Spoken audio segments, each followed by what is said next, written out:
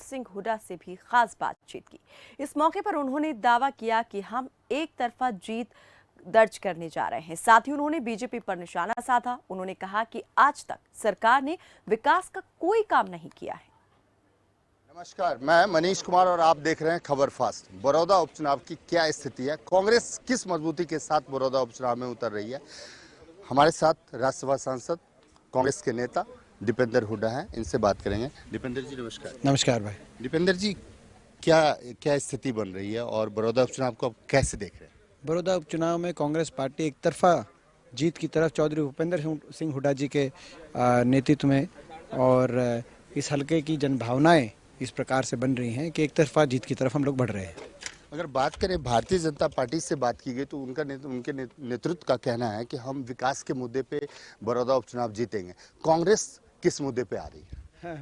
तो ये बड़ा हास्यास्पद है, क्योंकि बड़ौदा विधानसभा क्षेत्र में एक विकास की ईंट अगर आप खोज के दिखाएं कि बीजेपी ने ये एक विकास की ईंट, मैं कह रहा हूँ कि आप शिलान्यास की ईंट दिखा दें। कोई फाउंडेशन स्टोन की ईंट होती है ना। 6 साल में मुख्यमंत्री जी और इनका पूरा मंत्रिमंडल एक कोई फाउंडेशन स्टोन की ईंट भी रखने यहाँ नहीं आया बड़ौदा विधानसभा क्षेत्र के अंदर।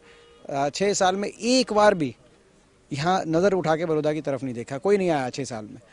ये बड़ौदा का मान सम्मान इन्होंने रखा।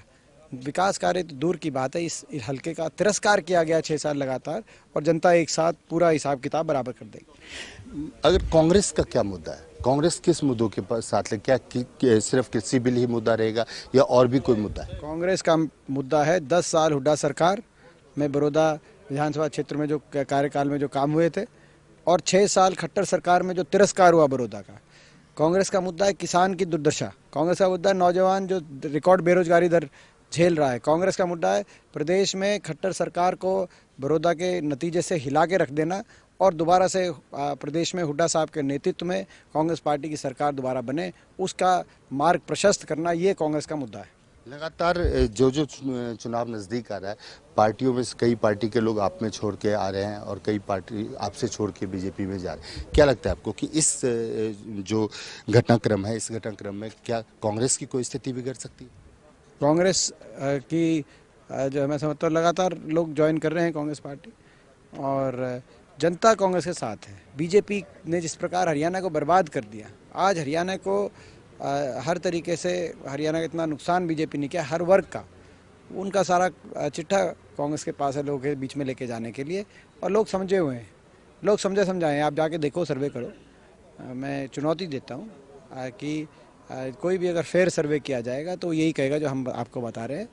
हम कोई और कॉन्फिडेंस में नहीं बता रहे, हम धरातल की बात आपको रख रहे हैं। आप देख रहे हैं, और पहले ही इनके जो विधायक हैं, मैंने आज एक चीज़ और बोली थी, आपने ध्यान दिया हो कि केवल किसान, नौजवान, छोटा व्यापारी और कर्मचारी इस सरकार से दुखी नहीं है।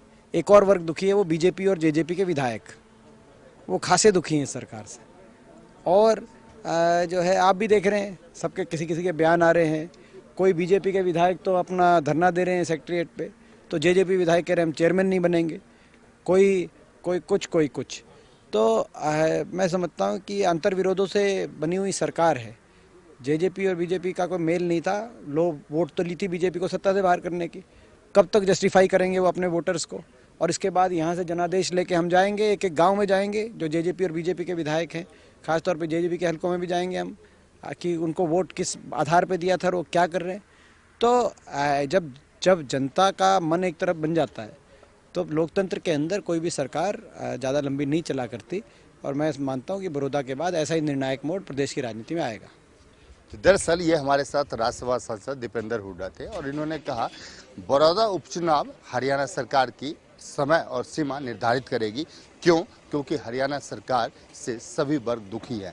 ऐसा हम नहीं कह रहे, ये दीपेंद्र हुड्डा का कहना है।